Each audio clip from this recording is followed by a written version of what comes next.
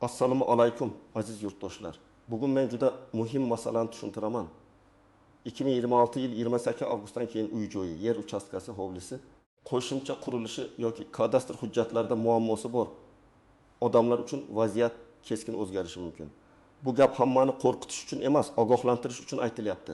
Chunki ko'pchilik keyinroq qilaman, hali vaqt bor. Qo'shnim ham shunday yashayapti-ku deb yuradi. Lekin hujjat masalasida vaqt o'tib ketgandan keyin afsus qilish juda qimmatga tushadi. Men sizga bugun oddiy tilda tushuntiraman. Oldin qanday edi, hozir qanday imkoniyat bor. 2026 yil 28 avgustdan keyin nimaga tayyor turish kerak? Kimlar shoshilish kerak? Kimlar xavotir olmasa ham bo'ladi? Qanday hujjat yig'ish kerak va qayerga murojaat qilish kerak? Videoni oxirigacha ko'ring. Chunki aynan oxirida men amalda nima qilish bo'yicha aniq ro'yxat beraman. Hozirning o'zida kanalga obuna bo'ling.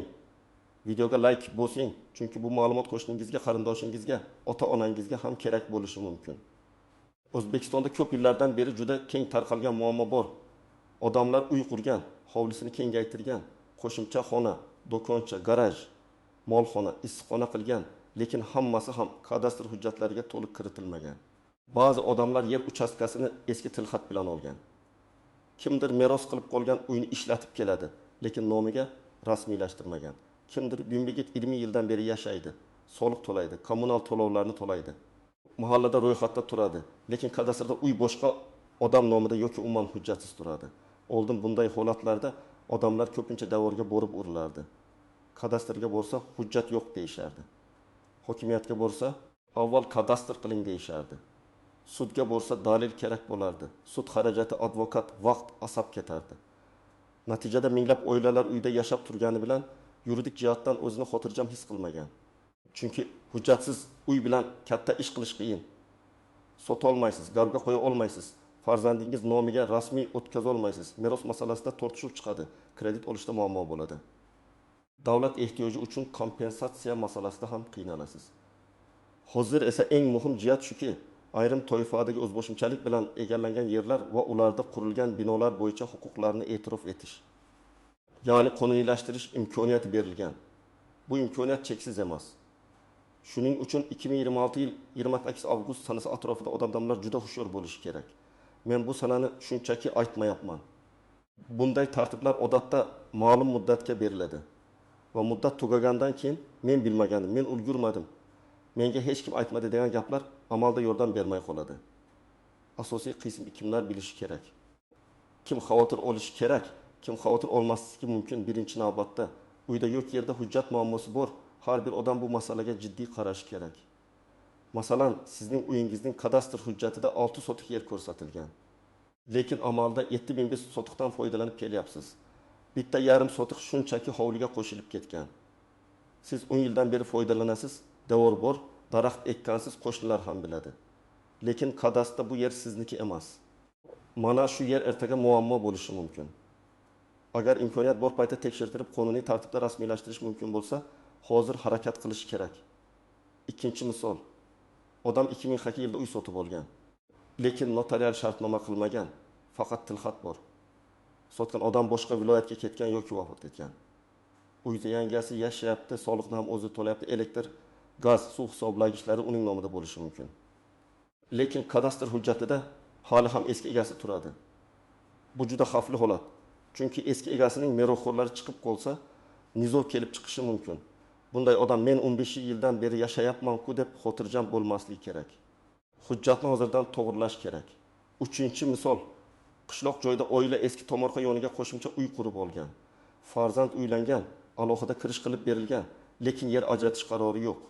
Qurilish bor, yashash bor, lekin huquqiy asos yo'q. Ertaga o'sha farzand uyini sotmoqchi bo'lsa, kredit olmoqchi bo'lsa yoki farzandiga meros qoldirmoqchi bo'lsa, kadastr bo'lmasa ish yurmaydi. Shuning uchun uy bor demak muammo yo'q degan fikr noto'g'ri.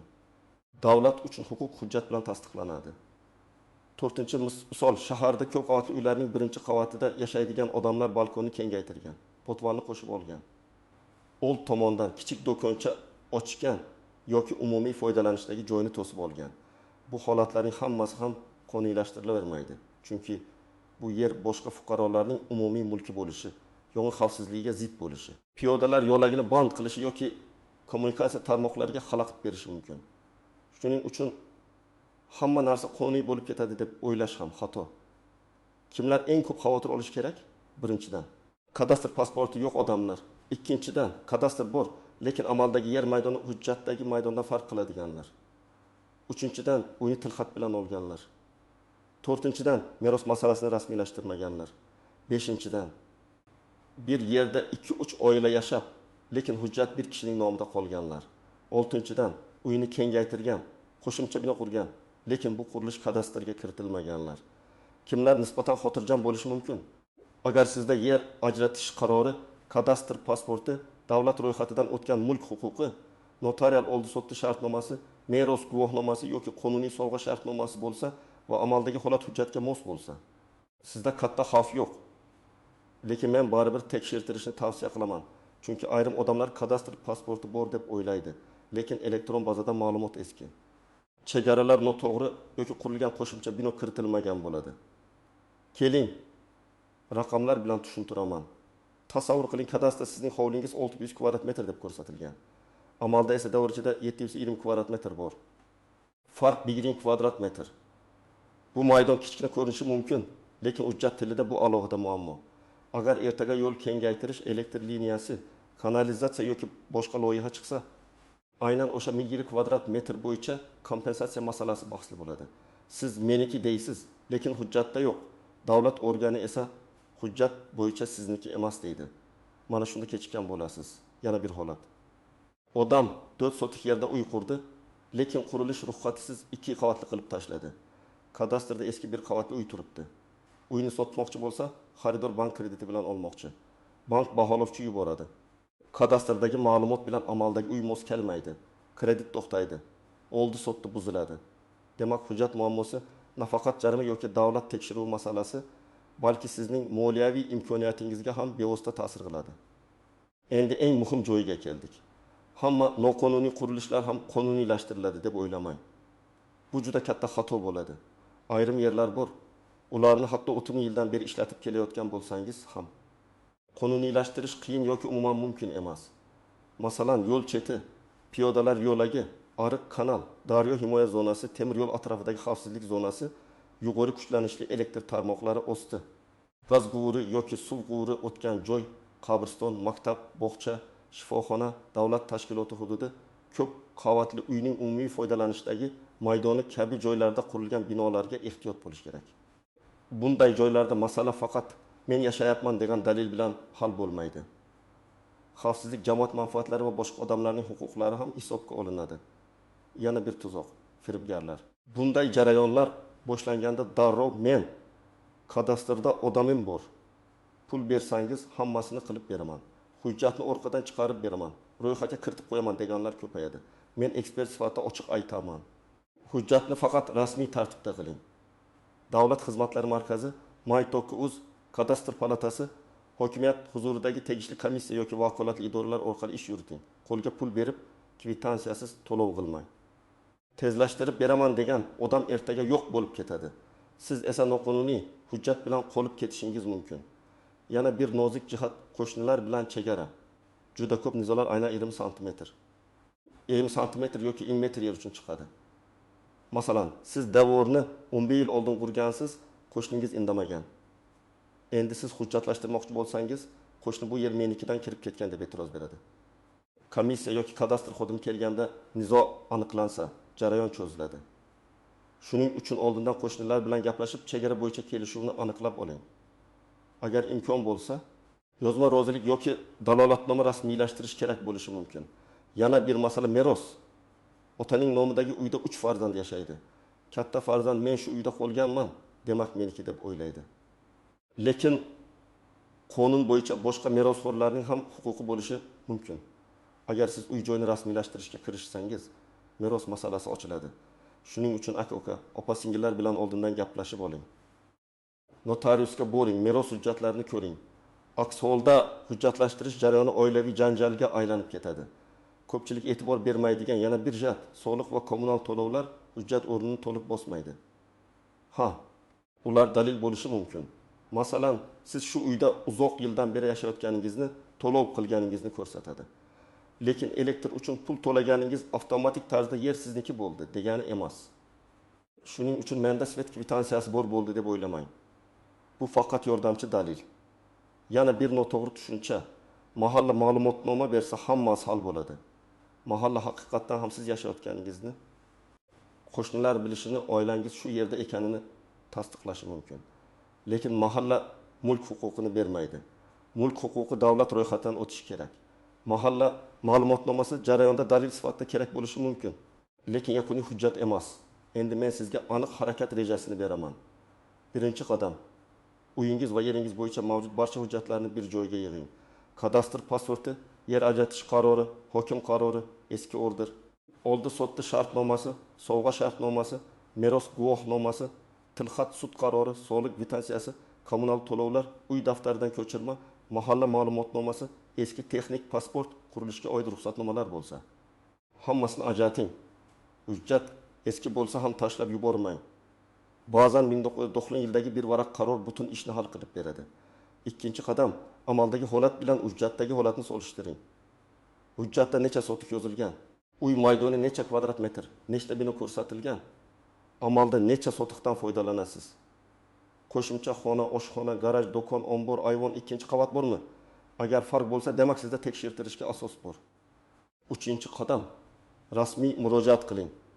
Eng qulay yo'l davlat xizmatlari markaziga borish yoki my.gov.uz orqali ariza yuborish. Agar internetdan foydalanishga qiynalsangiz tuman yoki shahar davlat xizmatlari markaziga boring. O'zingiz bilan ID karta yoki pasport, mavjud hujjatlar nusxasi, telefon raqamingiz, agar vakil yuborsangiz notarial ishonchnoma olib boring. U yerda sizga qaysi xizmat turi kerakligini aniqlashtirishadi. 4-qadam. Arizada masalani aniq yozing. Masalan, men foydalanib kelayotgan uy-joy va yer uchastkasi bo'yicha huquqni e'tirof etish masalasini ko'rib chiqishingizni so'rayman. Yoki kadastr hujjatlaridagi maydon bilan amaldagi foydalanish maydoni o'rtasidagi farqni tekshirib, qonuniy tartibda rasmiylashtirish imkoniyatini ko'rib chiqishingizni so'rayman. Juda hissiyotli, uzun shikoyat yozish shart emas. Muhimi, manzil, foydalanish muddati, mavjud hujjatlar va so'rov aniq bo'lsin. 5-qadam. Joyiga chiqib o'rganish bo'lsa, tayyor turing. Kadastr yoki komissiya vakillari kelganda devorlar, chegaralar, qo'shimcha qurilishlar ko'riladi. Qo'shnilar bilan nizo bo'lsa, o'sha joyda bilinadi. Shuning uchun oldindan qo'shnilarga hujjat ishini boshlayapman. Chegara bo'yicha e'tirozingiz bormi deb gapiring. Agar e'tiroz bo'lsa, uni yashirmang, hal qilishga harakat qiling. 6-qadam. Har bir to'lovni faqat rasmiy kvitansiya bilan qiling. Davlat boji, xizmat haqi yoki boshqa rasmiy to'lov bo'lsa, sizga chek yoki kvitansiya berilishi kerak. Hech kimga naqd berib qo'ying. O'zim hal qilaman deb pul bermang. Hujjat masalasida eng katta xato ishonuvchanlik. Keyinda pulni qaytarib olasiz, na hujjatni. 7-qadam. Javobni kutib qolmasdan nazorat qiling. Ariza raqamini yozib oling. Qaysi idoraga yuborilganini bilib oling. Belgilangan muddat o'tsa, yozma ravishda olatini so'rang. Telefon orqali aytilgan gapga emas, yozma javobga tayaning. Agar rad javobi kelsa, sababini o'qing. Mumkin emas degan umumiy gap yetarli emas. Qaysi asos bilan rad etilgani ko'rsatilishi kerak. Agar rozi bo'lmasangiz, yuqori turuvchi idoraga yoki sudga murojaat qilish huquqingiz bor. 8-qadam. Hujjat chiqqandan keyin ham ish tugadi deb o'ylamang. Yakuniy ma'lumot davlat ro'yxatidan o'tganmi? Elektron bazada ko'rinadimi? Kadastr pasportida maydon va bino to'g'ri yozilganmi? Egasi to'g'ri ko'rsatilganmi? Bularni tekshiring. Chunki ayrim xatolar keyin sotishda, merosda yoki kreditda chiqadi.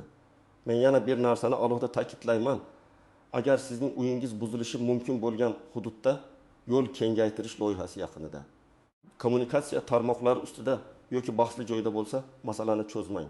Bunday holatda hujjatning bor yo'qligi kompensatsiya, ko'chirish, baholash va nizolar paytida juda katta rol o'ynaydi. Hujjatli mulkdor bilan hujjatsiz foydalanuvchining imkoniyati bir xil emas. Azizlar, 2026 yil 28 avgust sanasini oddiy sana deb qaramang. Agar uyingiz, yeringiz, hovlingiz yoki qo'shimcha qurilishingizda hujjat muammosi bo'lsa, hozirdan harakat qiling. Vaqt bor, lekin u cheksiz emas. Hujjatlarni yig'ing, amaldagi holatni tekshiring, davlat xizmatlari markazi yoki my.gov.uz orqali rasmiy murojaat qiling. Qo'shnilar bilan chegarani aniqlang. To'lovlarni faqat kvitansiya bilan qiling va har bir javobni yozma oling. Eng muhim mish-mish bilan ish qilmang. Falonchi aytdi, qo'shni shunday qildi. Bir tanish hal qilib beradi degan yo'l xavfli. Rasmiy tartib bilan qilsangiz, ertaga farzandlaringiz ham xotirjam bo'ladi. Uyingizni sotish, meros qoldirish, garovga qo'yish yoki kompensatsiya olishda muammo kamayadi. Agar sizda ham shunday holat bo'lsa, izohlarda yozing. Kadastringiz bormi? Yer maydoni hujjatga mosmi? Tilxat bilan olingan uy bormi? Men keyingi videolarda eng ko'p uchraydigan savollarga alohida javob beraman. Videoga like bosing, kanalga obuna bo'ling va bu ma'lumotni yaqinlaringizga yuboring. Chunki bugun ogohlantirilgan odam ertaga yutqazmaydi.